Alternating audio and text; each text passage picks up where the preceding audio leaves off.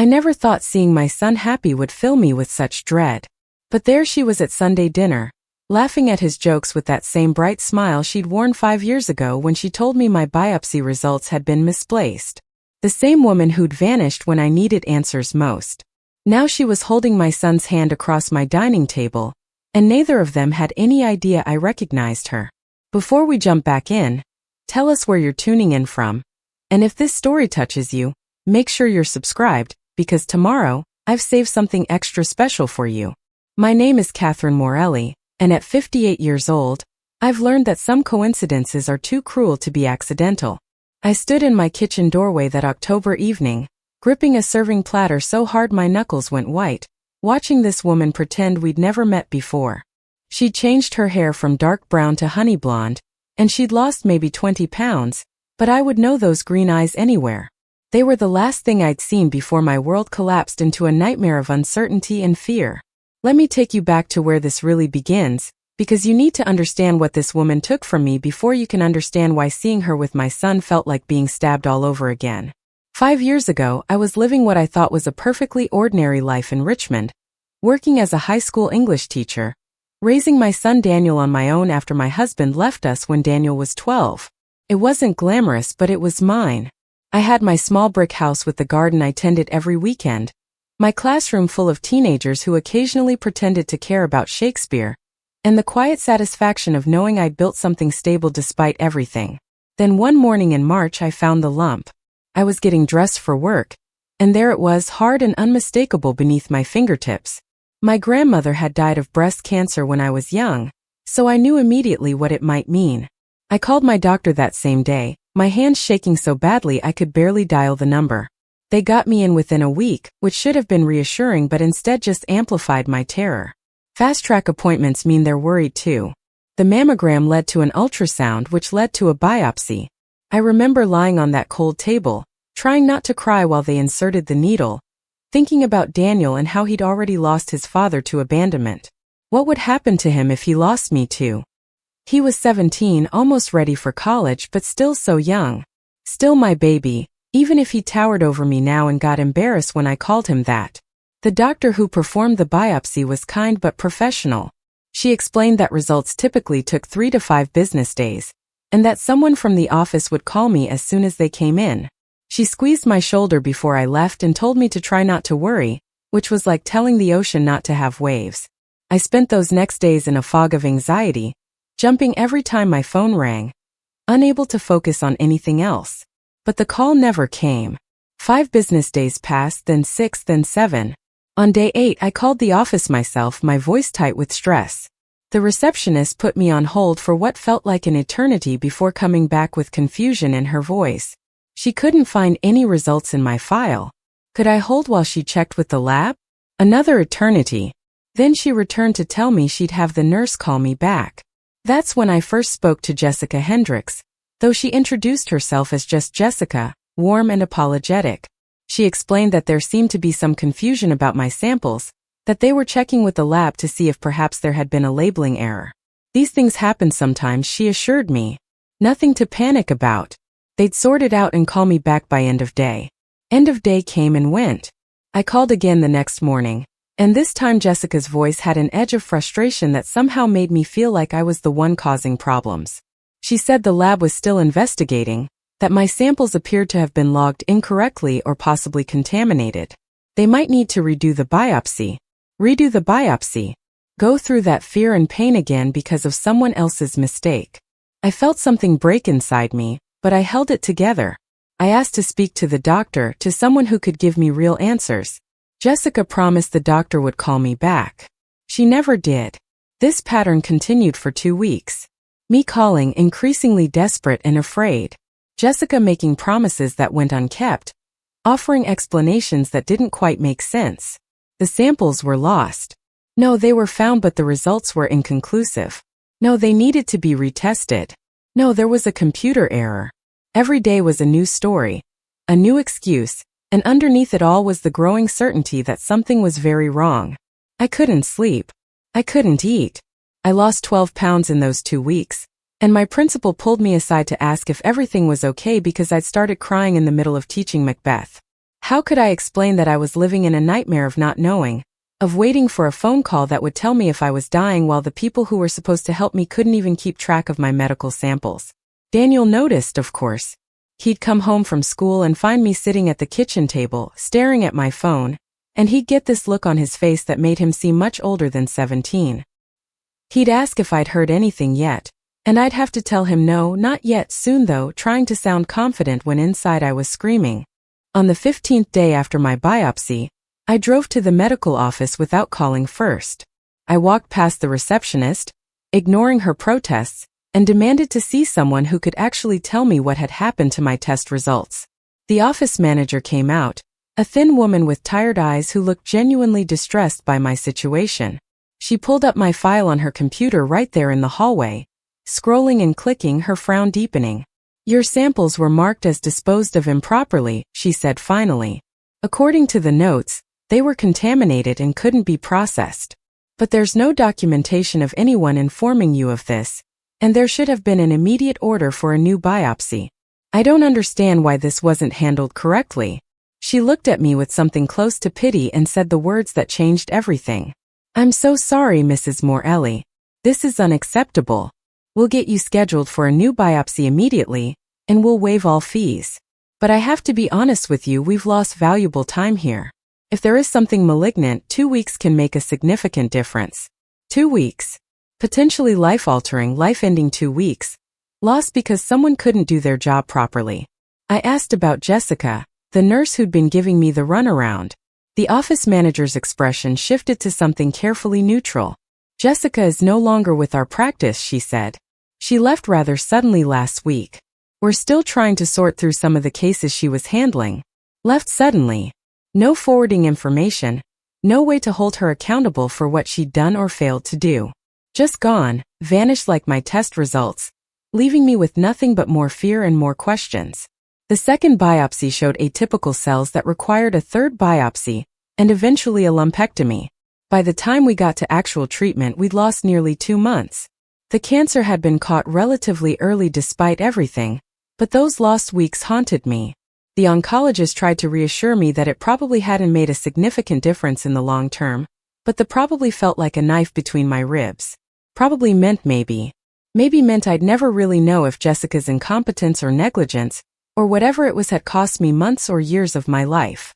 I tried to file a complaint, but the medical board investigation went nowhere. Without concrete proof that Jessica had intentionally mishandled my case, without her present to answer questions, there was nothing they could do. The practice settled with me quietly, a sum of money that barely covered my medical bills, and definitely didn't compensate for the trauma of those weeks spent in limbo.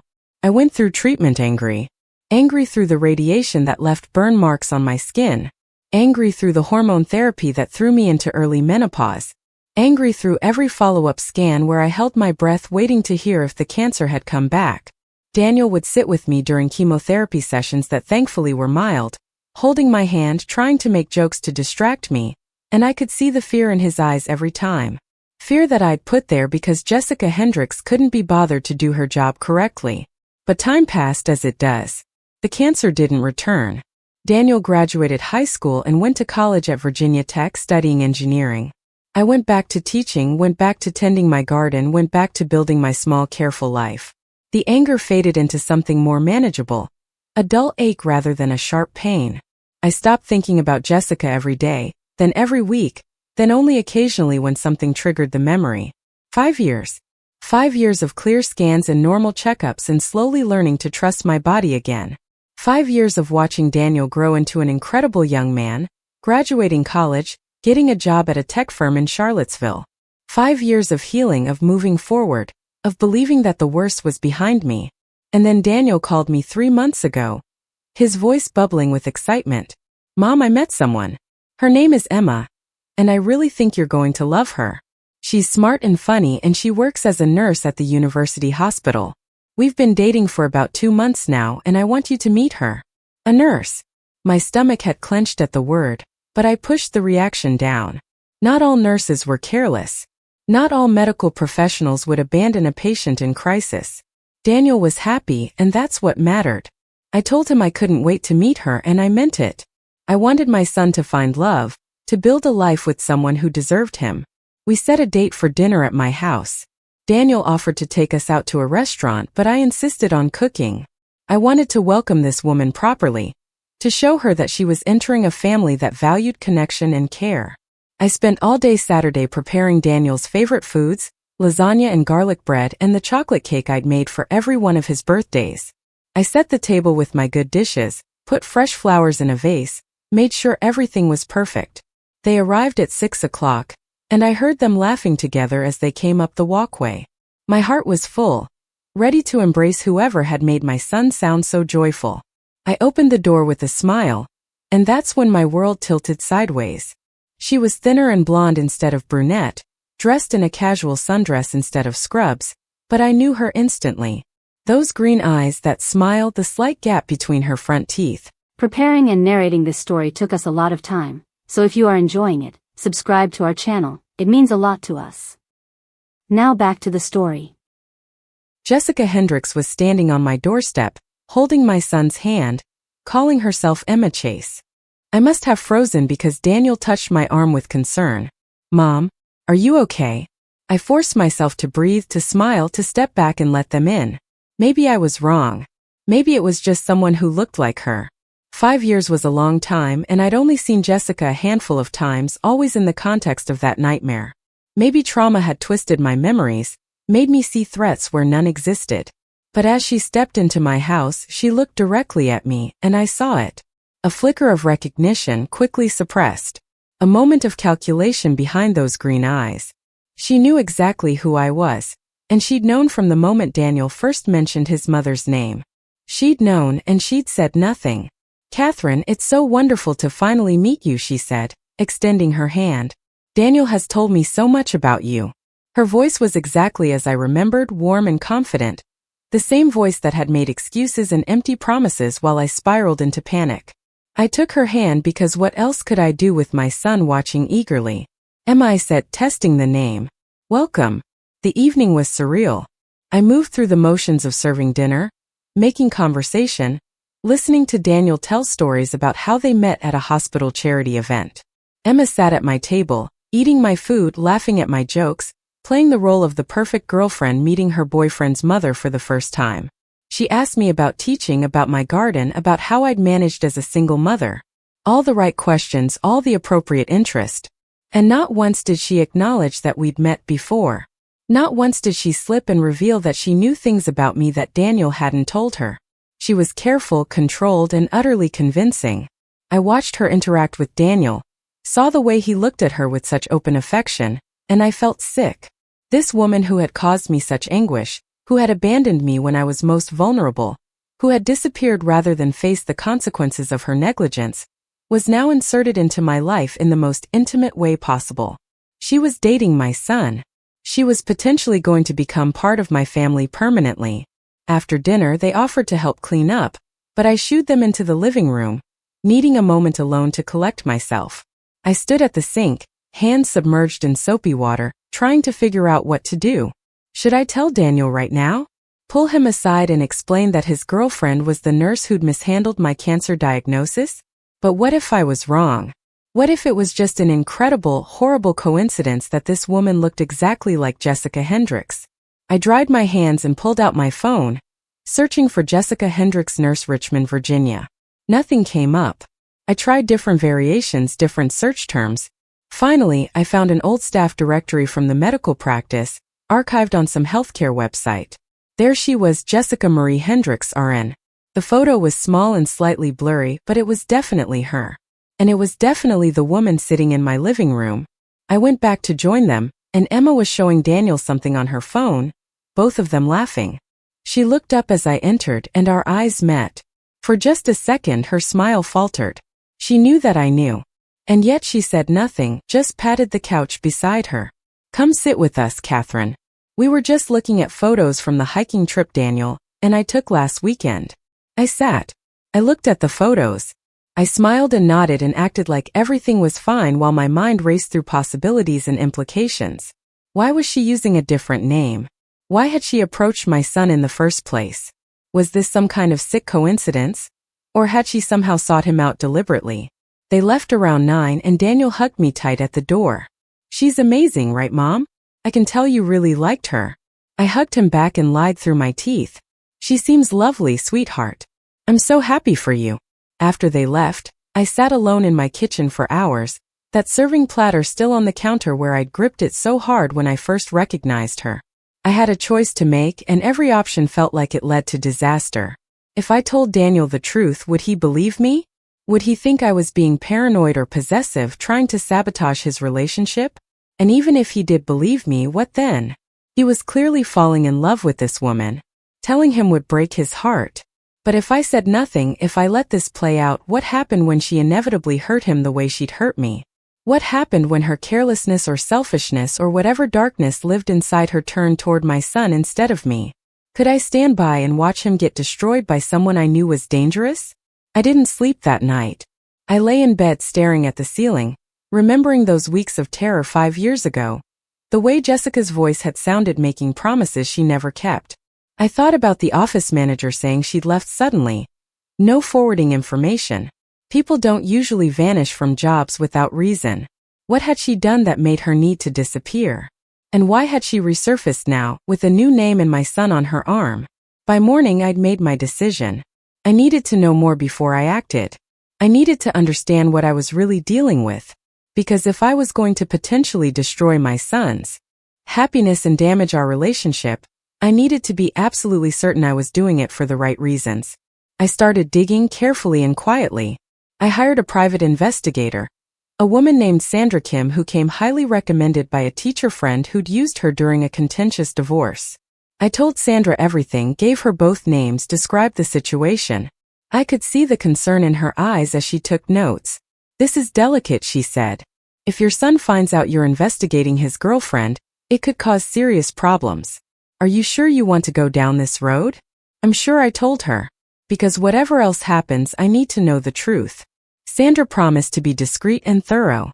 She started with the basics: employment history, address records, any public information available. Within a week, she called me with preliminary findings that made my blood run cold. Emma Chase didn't exist before 4.5 years ago. The name appeared suddenly with a new nursing license in North Carolina, a new address, a complete life that materialized out of nowhere right around the time Jessica Hendricks vanished from Richmond.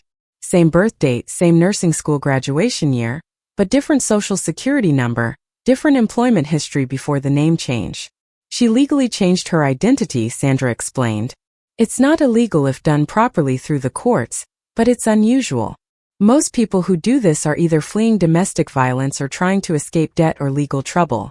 Given the timing with her departure from that medical practice, I'd guess it's the latter. Can you find out why she left? I asked. Was there an investigation? Was she fired? Sandra said she'd try, but medical employment records were tricky. She'd need to talk to people, dig through court records, see what she could uncover. It would take time and money. I told her to keep going.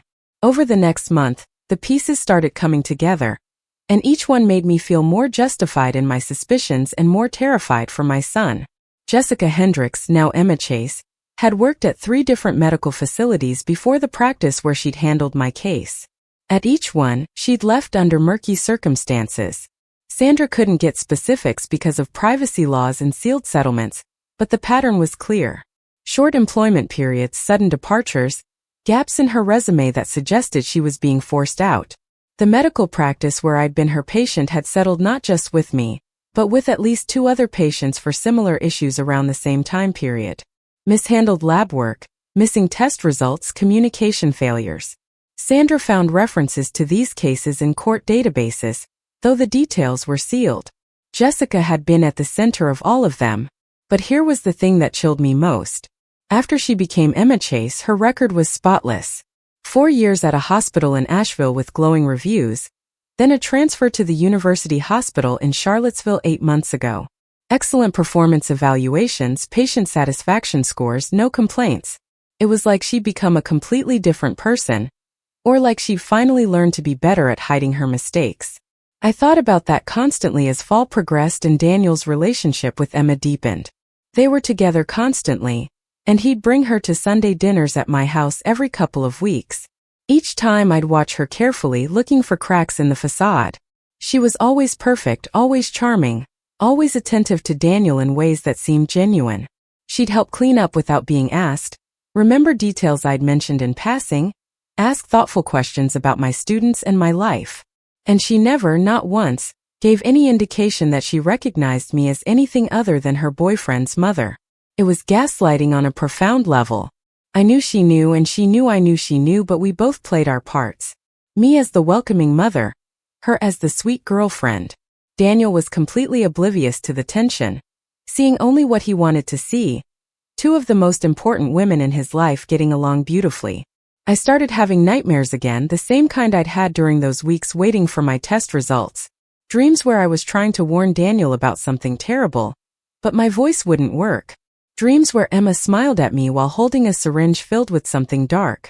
Dreams where I found out my cancer had returned, and Emma was my nurse, losing my test results all over again. My doctor, noticing my weight loss and the dark circles under my eyes during a routine checkup, asked if I was under unusual stress. I wanted to tell her everything, but how could I explain that the source of my stress was sitting in Sunday dinners pretending to be someone she wasn't? Instead, I said work was demanding and left with a prescription for sleeping pills I never filled. By December, Daniel started hinting about more serious commitment.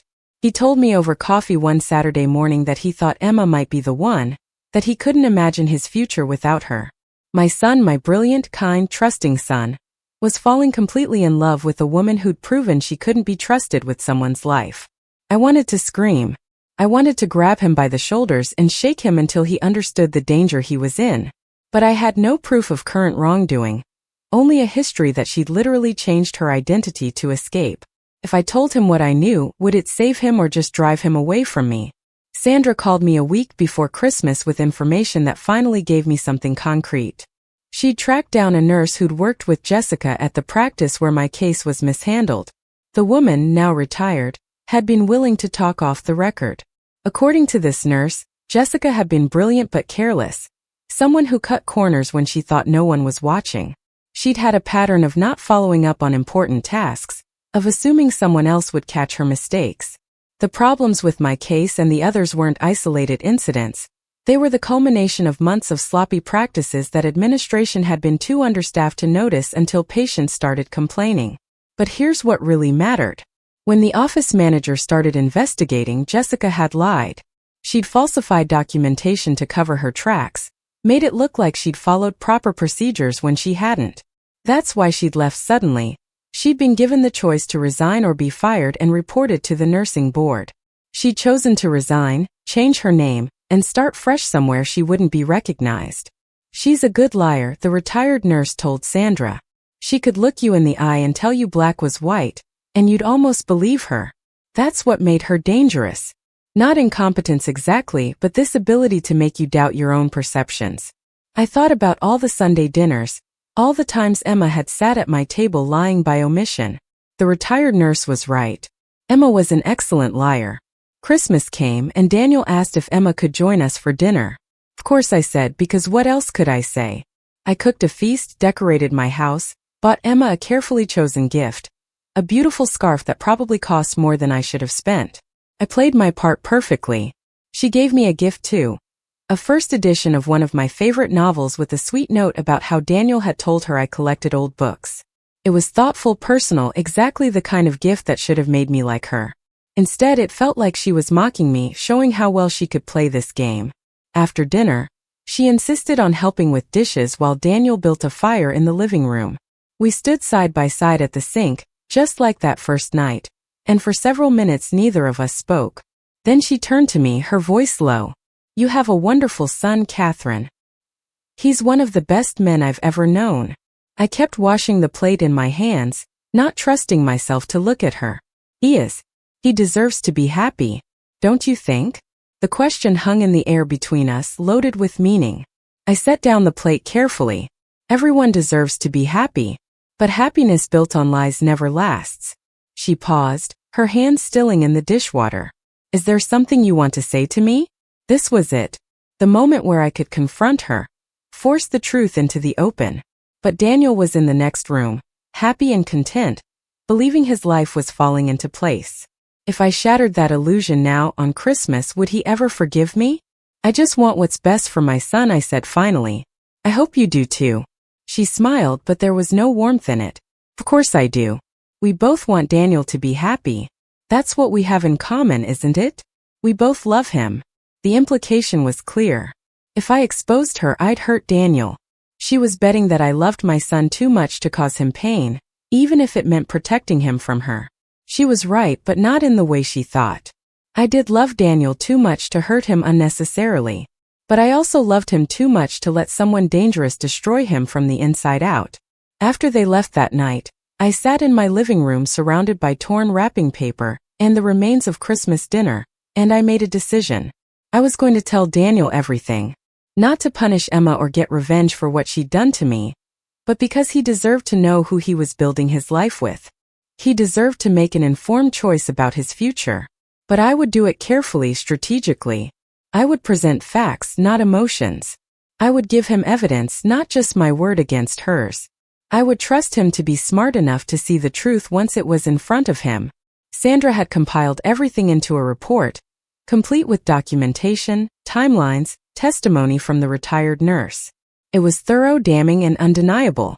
I planned to give it to Daniel in January, after the holidays, when we could have a serious conversation without the pressure of family celebrations. But Emma must have sensed something changing. She must have realized that our silent standoff couldn't last forever, that eventually I would force the truth into the open. Because on New Year's Eve, everything exploded in a way I never could have predicted. Daniel called me that evening, his voice tight with anger. "Mom, I need to talk to you. Can I come over right now?" My heart sank. "Of course, sweetheart. What's wrong? I'll tell you when I get there." He arrived 20 minutes later, and I could see immediately that he'd been crying. My strong, composed son had tears streaking his face, and his hands were shaking. I pulled him inside, terrified. Had something happened to Emma? Had there been an accident? But when he finally spoke, his words were worse than anything I'd imagined. "Emma told me everything," he said. "About her past, about what happened with you, about why she changed her name. Mom, how could you not tell me? How could you let me fall in love with her while knowing all of this and saying nothing?" The world tilted. She'd beaten me to it. She'd told him first, and now she got to control the narrative. "Daniel," I started, but he cut me off. "She came to me tonight crying, saying she couldn't live with the guilt anymore. She told me about the mistakes she made when she was younger, about how she lost your test results and tried to cover it up. She told me she's been terrified since the first time she met you that you'd remember her, that you'd turn me against her." She told him. Emma had confessed, but on her terms, with her spin, painting herself as the reformed sinner who'd found redemption through hard work and honesty. And my son, my beautiful, trusting son, was looking at me like I was the villain for keeping secrets. I sat down slowly, trying to gather my thoughts. "Daniel, it's more complicated than whatever she told you. Is it?" His voice cracked. "Because it seems pretty simple to me. You recognized her that first night, didn't you? You knew exactly who she was, and you said nothing. You let me introduce her as this new person in my life, you let me talk about how happy I was, and the whole time you were sitting on this information. I was trying to protect you," I said, but the words sounded weak even to my own ears. Protect me from what? From someone who made mistakes years ago and has spent every day since trying to be better? He was pacing now, his movements agitated. "She showed me her performance reviews, Mom. 4 years of perfect evaluations. Patient testimonials about how caring and competent she is. She's not the same person who mishandled your case. Did she tell you she falsified records to cover up her mistakes?" I asked quietly. "Did she tell you she was given the choice to resign or be reported to the nursing board? Did she tell you there were multiple patients, not just me, who suffered because of her negligence?" He stopped pacing. "She told me she made errors in documentation when she was overwhelmed and inexperienced. She told me she resigned because she knew she needed to work on herself before she could be the kind of nurse patients deserved. She went to therapy, took additional training courses, changed everything about how she approached her work. And changed her name to escape the consequences," I added. "Daniel, people who are truly reformed don't run from their past. They face it and make amends. Maybe she couldn't face it back then," he shot back. "Maybe she needed distance to become better. People change, Mom. Or do you not believe anyone can grow past their mistakes? The question hit me hard because of course I believed in redemption. I'd built my entire career on the idea that young people could learn and grow past their errors. But this felt different. This felt calculated. I believe people can change, I said carefully. But I also believe that someone who enters your life while hiding a significant connection to your family is showing you exactly who they are. She knew from the start that I was your mother. She had opportunities every single day for months to tell you the truth, and she chose deception instead. She was scared, he said, but there was less certainty in his voice now. She thought you'd poison me against her before she had a chance to show me who she really is. Or she knew that if you found out the truth, you'd ask questions she didn't want to answer. I stood and walked to where I'd hidden Sandra's report in my desk drawer. I've been investigating her, Daniel. I know that sounds terrible, but I needed to understand what we were really dealing with. You investigated my girlfriend? His voice rose. You hired someone to dig into her past? I hired someone to find the truth, I corrected. And what I found was a pattern, not a single mistake. Multiple facilities, multiple departures, always under questionable circumstances. I held out the folder, but he didn't take it. His face had gone pale, and I couldn't tell if it was anger or fear. She told me you might have done something like this, he said slowly. She said you might try to dig up her past and use it against her. She said people who've been hurt sometimes hurt others, even when they don't mean to. The manipulation of it took my breath away. Emma had prepared him for exactly this moment, had laid the groundwork to make me look like the unreasonable one. She'd positioned herself as the vulnerable victim of my vendetta, and Daniel was buying it. Look at the report, I pleaded. Just look at the facts and then decide for yourself. He took the folder but didn't open it.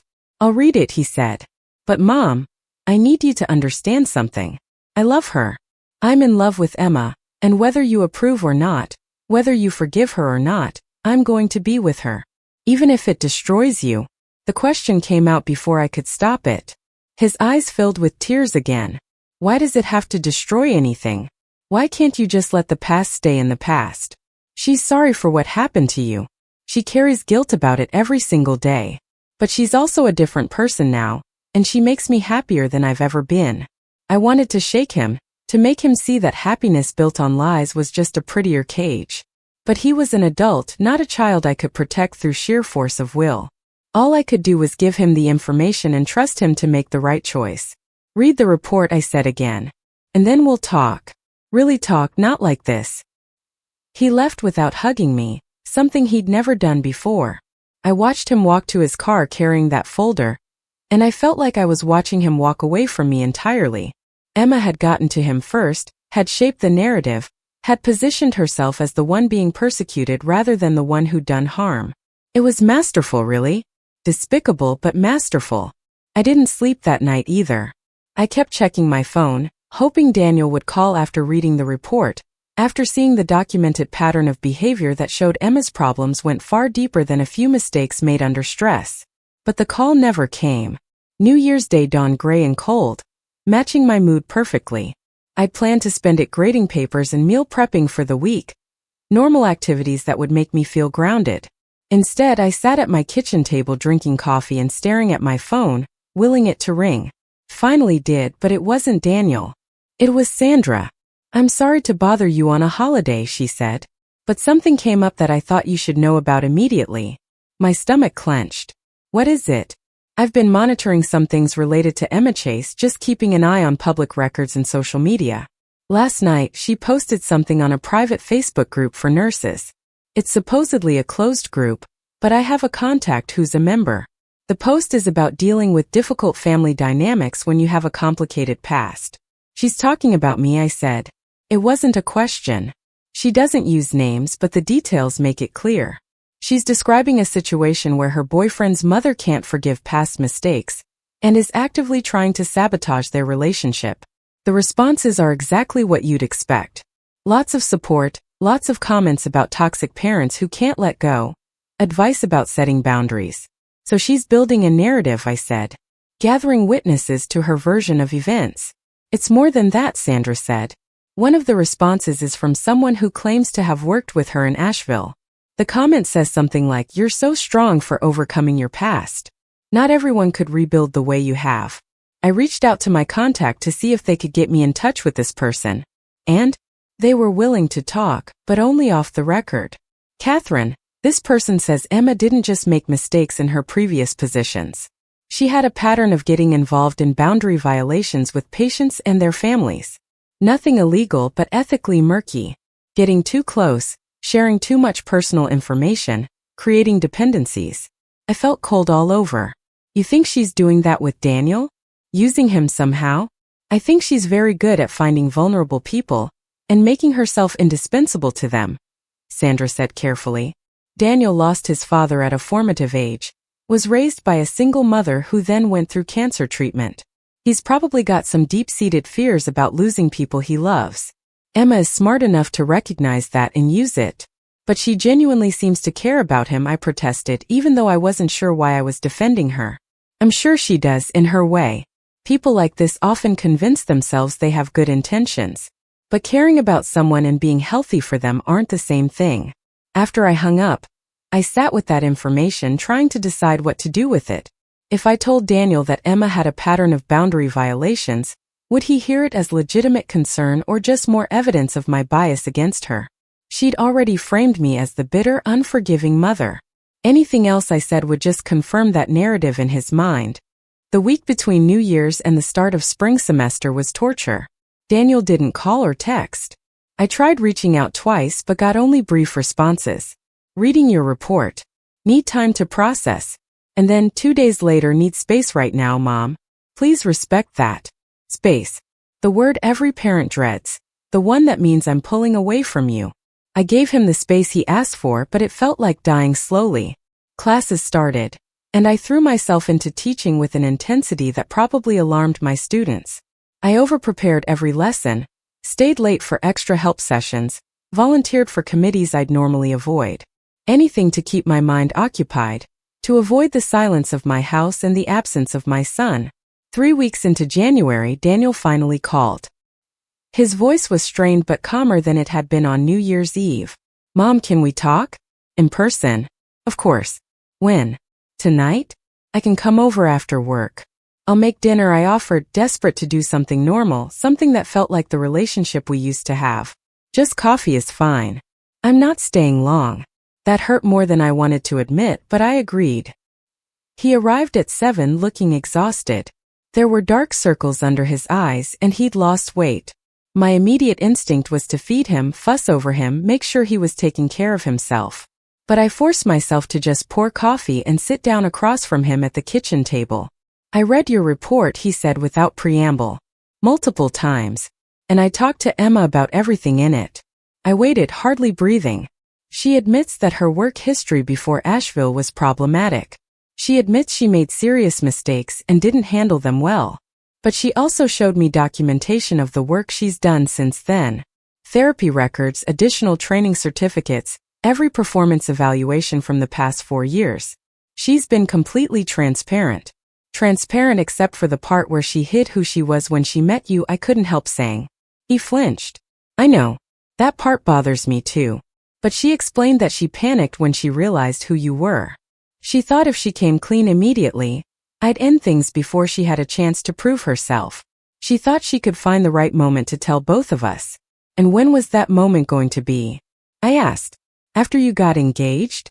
After you got married? When exactly was she planning to reveal that she had this connection to our family? She was scared, he repeated, but there was doubt in his voice now. I know that's not an excuse. I know she should have told me right away. But Mom, I also think maybe you should have told me right away. You had the same opportunity to be honest and you chose to wait too. The comparison stung because there was truth in it. I had waited, had kept my own secrets, had let the charade continue. But my motivation had been protecting him, not protecting myself. You're right, I admit it. I should have told you that first night. I was trying to figure out the best way to handle it, and I made the wrong choice. I'm sorry for that. He looked surprised by my apology, and some of the tension left his shoulders. Thank you for saying that. We sat in silence for a moment, both of us sipping coffee and not quite meeting each other's eyes. So what now? I asked finally. What do you want from me? I want you to try, he said. Give Emma a real chance. Get to know who she is now, not who she was 5 years ago. She's willing to sit down with you, to answer any questions you have, to try to rebuild trust between you. And if I can't? If I try and still feel like she's not right for you? His jaw tightened. Then I'll have to accept that my mother and my girlfriend don't get along. It won't be ideal, but it won't change how I feel about her. So I've already lost, I thought. No matter what happens from here, Emma wins. Either I accept her and she becomes part of my family, or I reject her and lose my son in the process. I'll try, I said, because what else could I say? For you, I'll try. Relief flooded his face. Thank you, Mom. That's all I'm asking. He left shortly after, and I sat alone again in my kitchen, feeling like I just agreed to let a wolf into my fold because the sheep I loved most had bonded with it. But Daniel was an adult, and I couldn't protect him from his own choices. All I could do was be there to help pick up the pieces if everything fell apart the way I feared it would. The meeting Emma requested happened a week later at a neutral location, a quiet coffee shop downtown that was usually empty on weekday afternoons. Daniel came with her, positioning himself as the mediator between us. The symbolism wasn't lost on me. He was already seeing this as a conflict between two equal parties, not a situation where one person had seriously wronged the other. Emma looked nervous, which was interesting. In all our previous interactions, she'd been composed and confident. But today, facing me in a situation where honesty was supposedly the goal, she seemed genuinely anxious. Catherine, thank you for agreeing to meet with me, she started. I know this is difficult for you. It is, I said evenly. But I'm here because Daniel asked me to be. And I respect his judgment even when I don't understand his choices. Her lips tightened slightly at that, Barb, but she continued.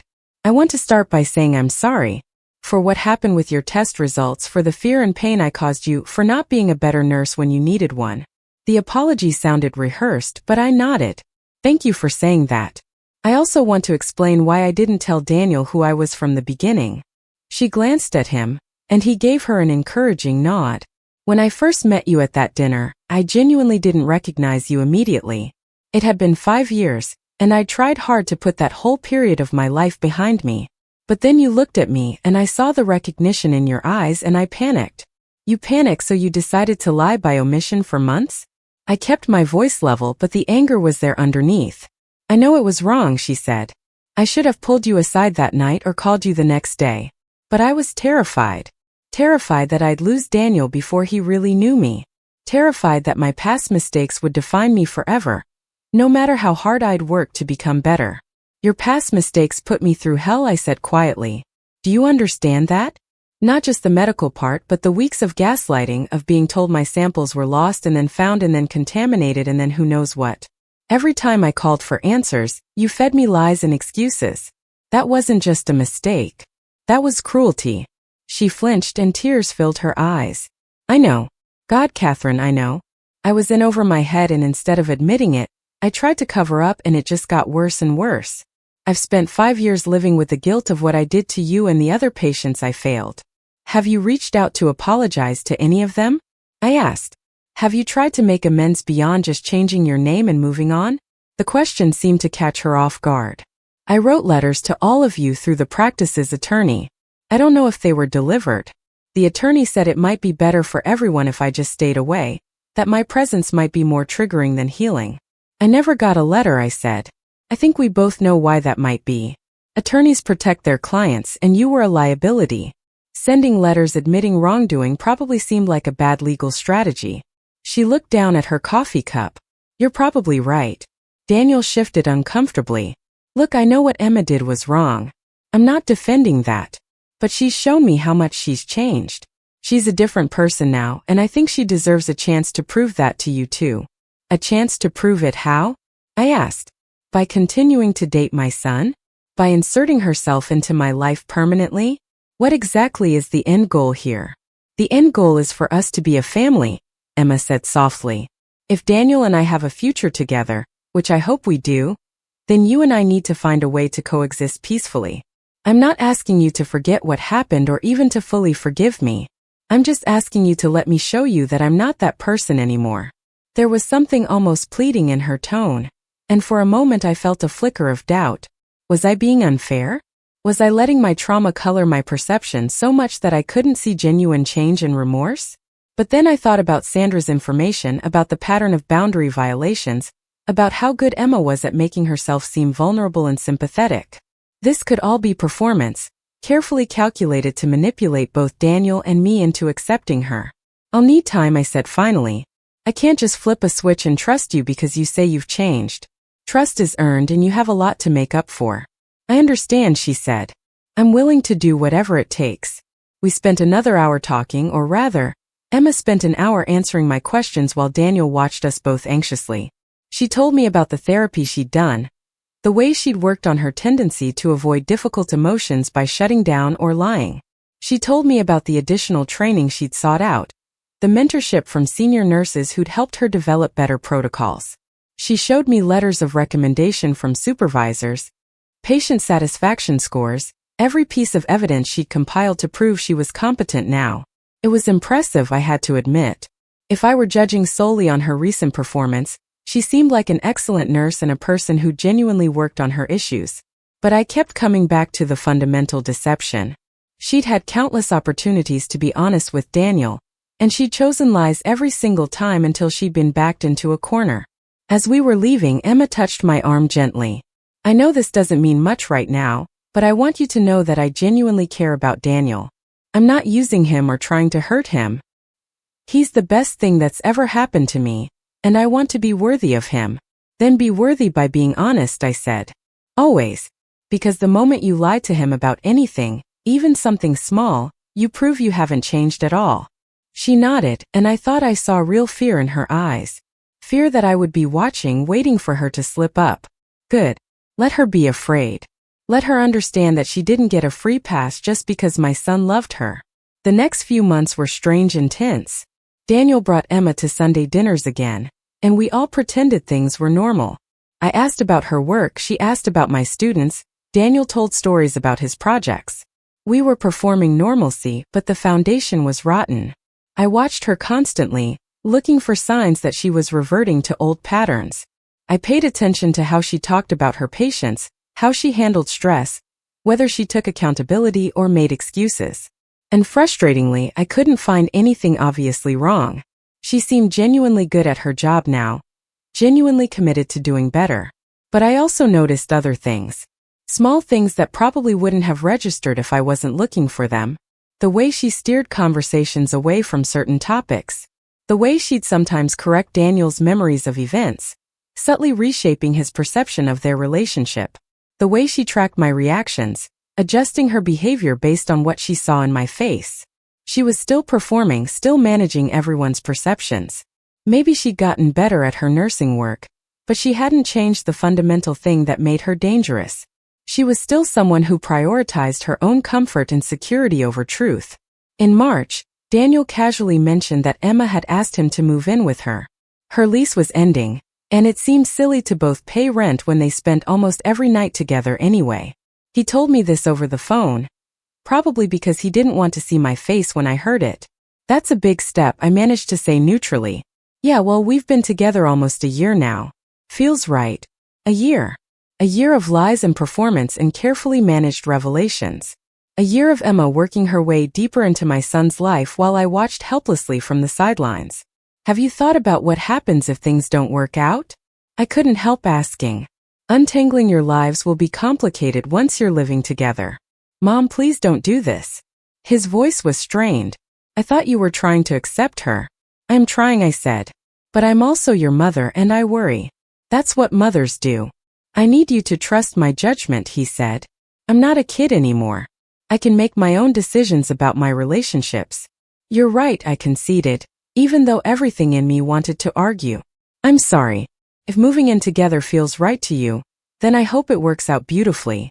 After we hung up, I cried for the first time since this whole situation began.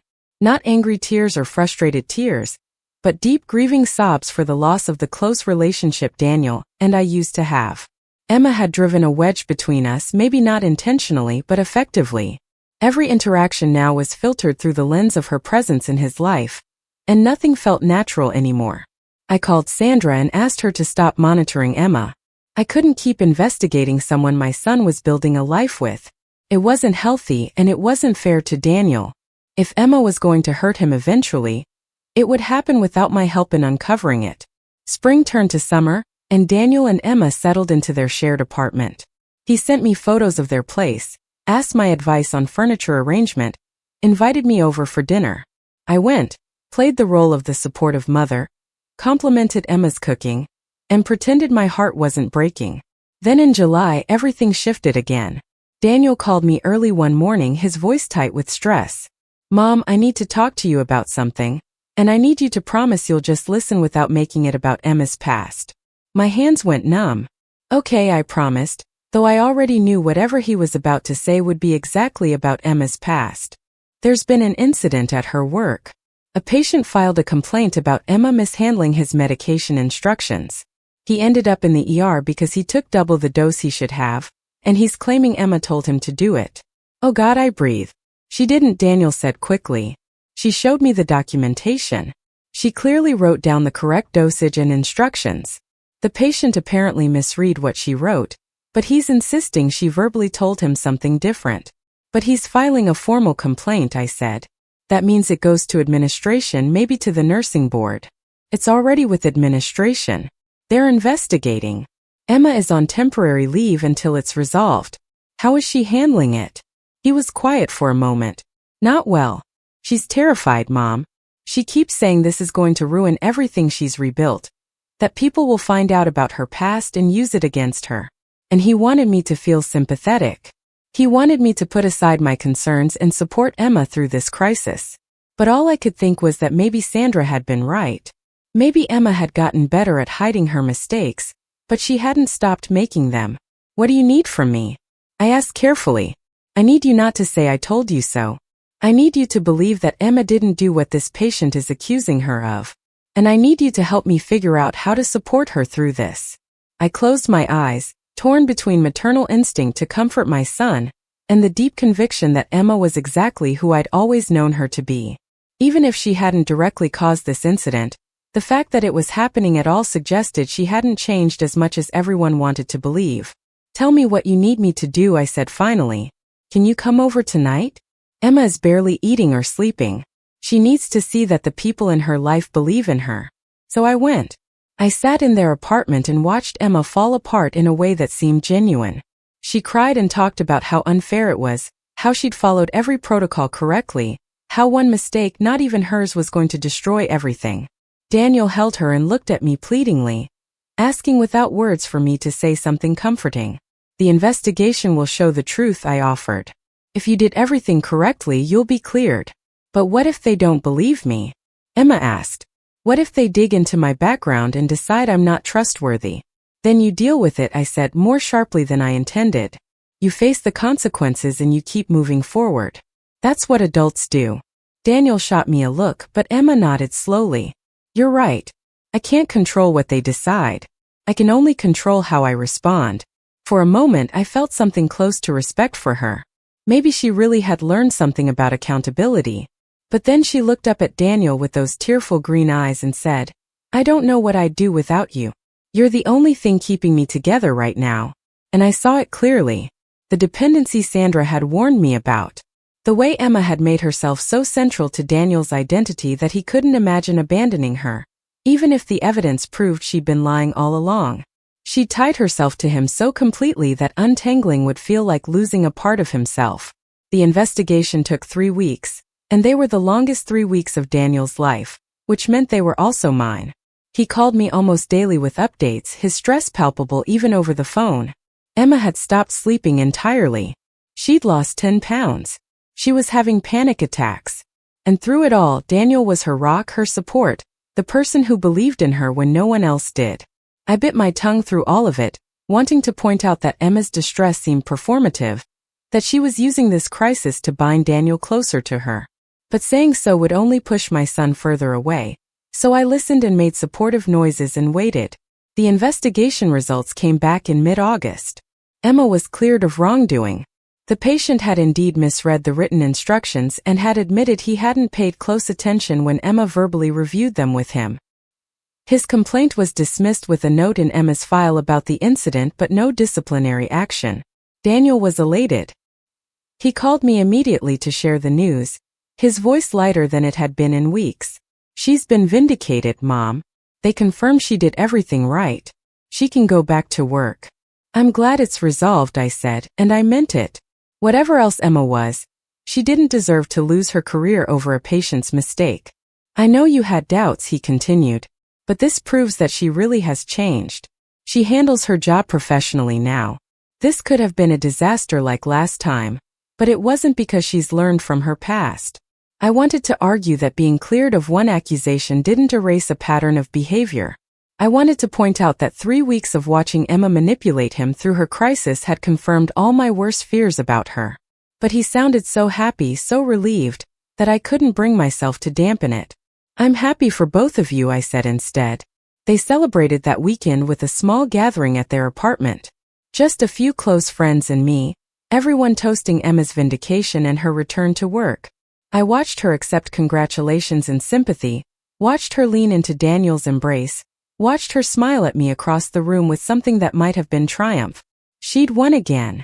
She'd been tested and had emerged unscathed, and in the process had made Daniel even more committed to defending her. I was the only one who saw the performance for what it was, and that made me the problem in everyone's eyes, including my son's. As the evening wound down and guests started leaving, Emma cornered me in the kitchen while Daniel was saying goodbye to friends. Thank you for being here tonight, she said quietly. I know you didn't want to come. Daniel wanted me here, I replied neutrally. She studied my face for a moment. You still don't trust me. Even after I was cleared, even after I've done everything you asked. You were cleared of one complaint, I said. That doesn't erase your history or change the fact that you built your relationship with my son on lies. I never lied to Daniel, she said, and there was steel in her voice now. I didn't tell him everything immediately, but I never lied. Lies of omission are still lies, I countered. And you're still performing right now, still managing how I perceive you. Maybe I am, she admitted, surprising me. But not because I'm manipulating Daniel. Because I'm terrified of losing him. And you're the one person who could make that happen. You're his mother. Your opinion matters more than you realize. Then give me a reason to support you, I said. Show me that you're capable of putting his well-being ahead of your own. She laughed, but there was no humor in it. That's what I do every day. I make myself smaller, quieter, less than I am, because I know that's what it takes to keep peace between us. You think I don't see how you watch me? How you're waiting for me to fail? It's exhausting, Catherine. But I keep trying because Daniel is worth it. Her words caught me off guard because there was truth in them. I was watching her constantly, interpreting everything through the lens of suspicion. Maybe that wasn't fair.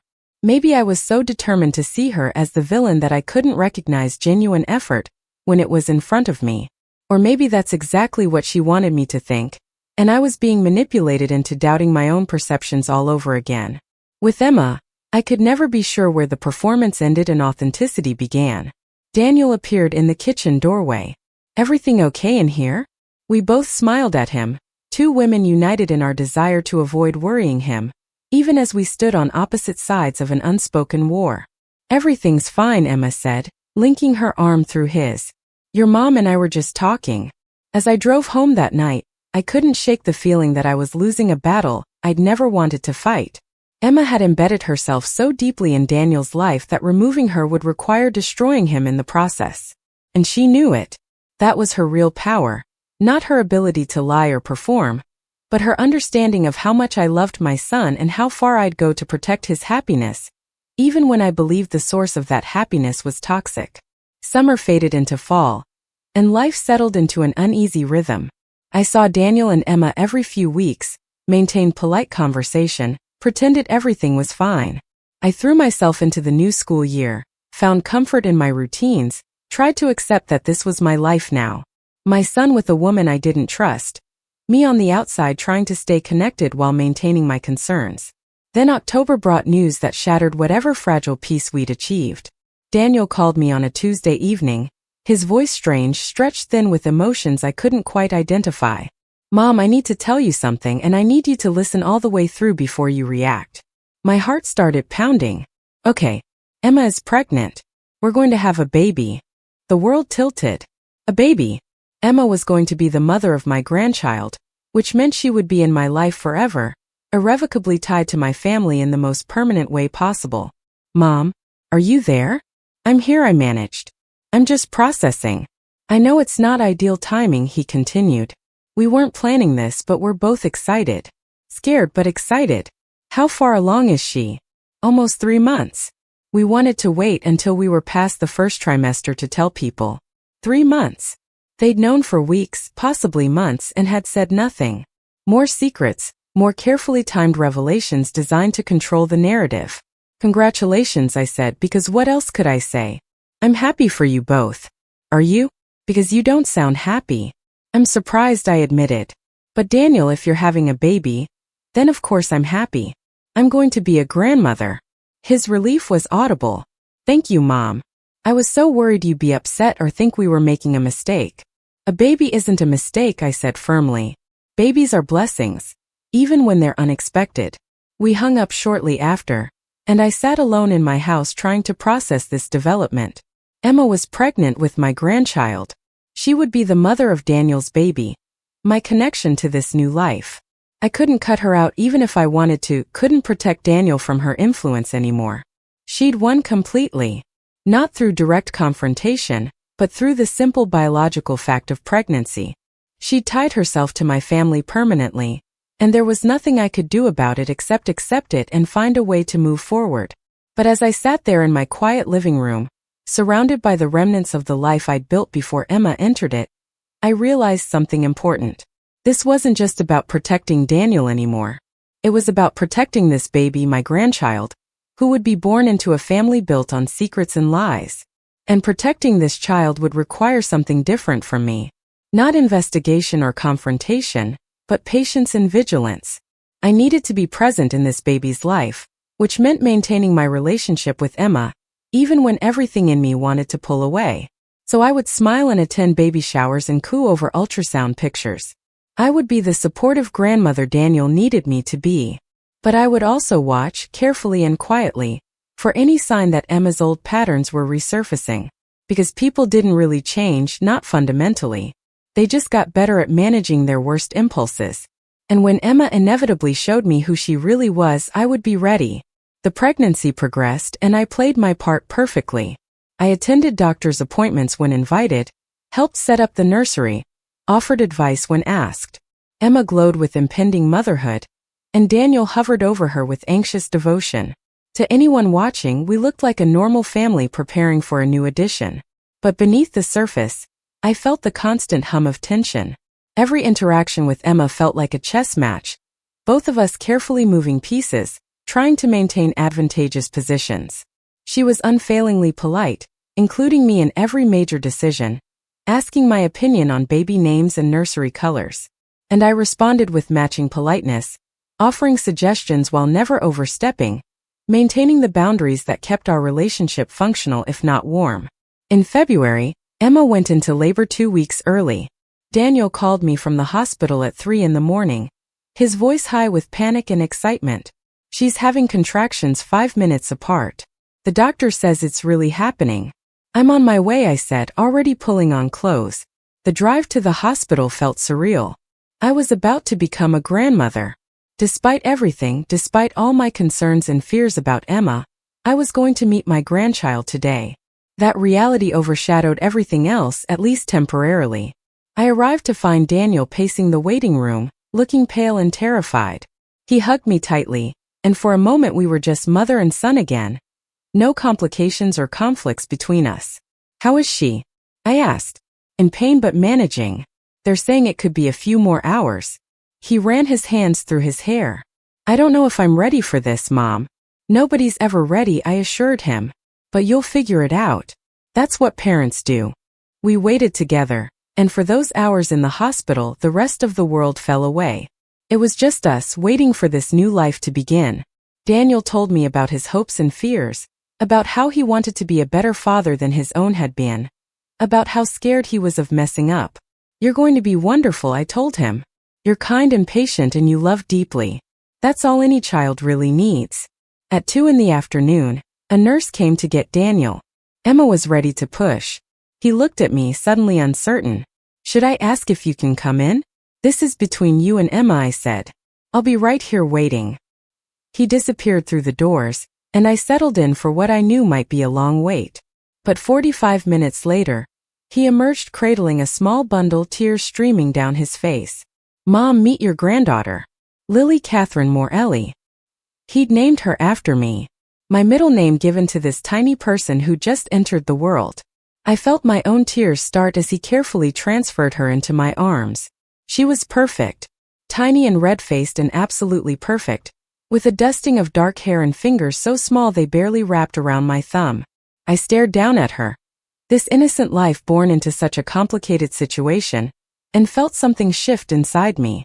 Whatever happened with Emma, whatever darkness lived in her past or present, this child was blameless. She deserved to be loved and protected, deserved to grow up in a family that put her needs first. And I would make sure she got that no matter what it cost me personally. "Can I see Emma?" I asked. Daniel led me to the recovery room, where Emma lay exhausted but radiant. She smiled when she saw me holding Lily. "Thank you for being here, Catherine." "Thank you for including me," I replied. "She's beautiful. You both did an amazing job." For that moment, looking at this new mother and the baby she brought into the world, I felt something soften in my chest. Maybe we could make this work. Maybe for Lily's sake, we could all find a way to be family despite our complicated history. Emma reached out and touched my arm gently. "I'm glad she'll have you in her life. Every child deserves a grandmother who loves them as fiercely as you love Daniel." It was a peace offering, carefully worded and sincere sounding. I accepted it with a nod, choosing in that moment to believe in the possibility of new beginnings. But as I looked down at Lily sleeping peacefully in my arms, I also made a silent promise to her. I would protect her from harm no matter where that harm came from, even if it came from her own mother. Because that's what grandmothers do. We watch, we wait, and when necessary we fight. And I had a feeling this fight was far from over. Lily turned 2, thriving and perfect. Then Emma's hospital launched another investigation. Missing medication logs, her signature everywhere. This time security footage existed. Daniel found the truth before I did.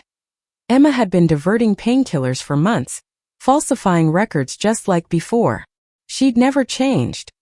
He left her that week, filed for full custody. The nursing board revoked her license permanently. At Lily's 3rd birthday, Daniel squeezed my hand. "You tried to warn me. You weren't ready to hear it," I said, watching our girl blow out candles. "Some people never change. But some families survive them anyway. We did." Up next, you've got 2 more standout stories right on your screen. If this one hit the mark, you won't want to pass these up. Just click and check them out.